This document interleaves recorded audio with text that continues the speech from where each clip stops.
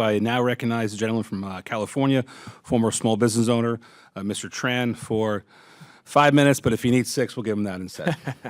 Thank you, Chairman and Ranking Member, for convening today's very important hearing. And to the witnesses, appreciate you traveling to be with us and sharing your testimony. Ms. Teyu, in April of this year, the Department of Health and Human Services fired almost their entire Office of Small and Disadvantaged Business Utilization, also known as ODSBoo, staff, leaving only the executive director, despite requirements in the Small Business Act that the office have a minimum of 13 personnel. We have heard that the State Department has fired almost all of their staff as well, and there are draft proposals for reductions at other agencies or changes that would weaken ODSBoo's authorities or independence. Can you discuss the role of ODSBoo's and how your firm has worked with them? Absolutely. I would, the acronyms are fun sometimes, aren't they?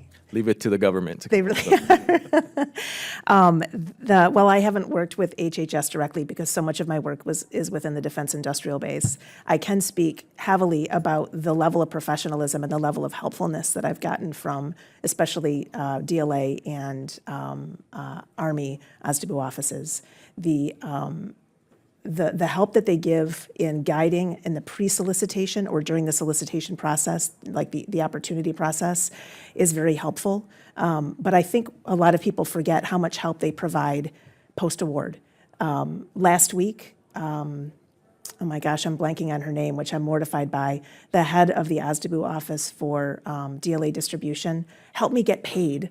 DLA was behind about 60 days on a contract that was valued at $187,000. So I had already obviously incurred all of those costs.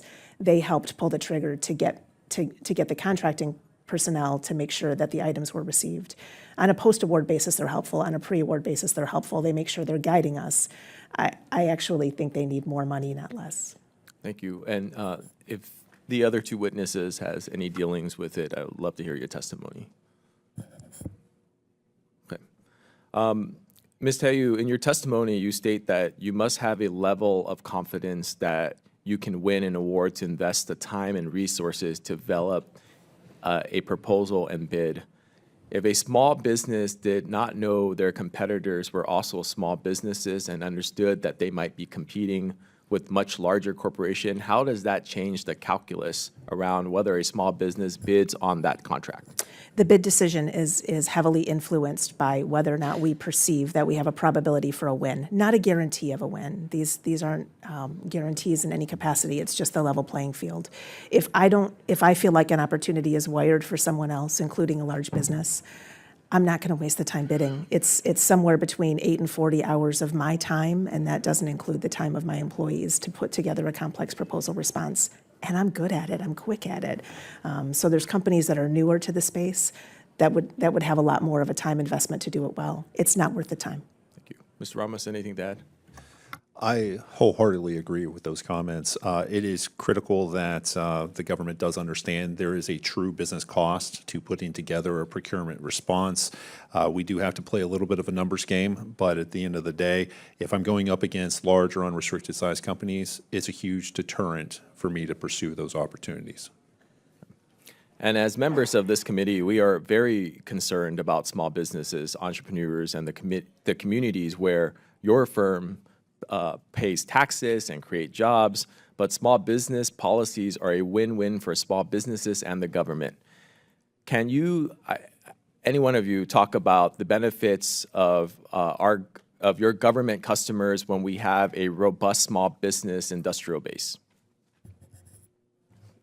Yes, please. We have created several hundreds of jobs throughout the communities. Our business model is create jobs in the community that has awarded us the contract.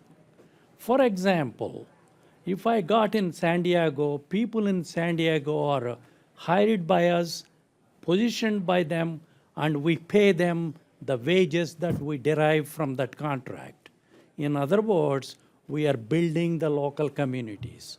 That has been our business model for 38 years. Very successful. Same thing we did everywhere in the nation, not in one place. We are a nationwide company with nationwide contracts trying to help the local community with big wages. Whatever we bid, if I bid with 3%, 2% margins, rest of it is going to my employees. And this is not done by big business overheads are 80%. They pay, less. I don't want to comment that way, but their overheads are bigger than us. And I thank you all for your testimony. I think I'm running out of time here, but congratulations on the success of your business, and you can count on this committee to help support you. Thank you, Mr. Chairman. I yield back. The gentleman yields.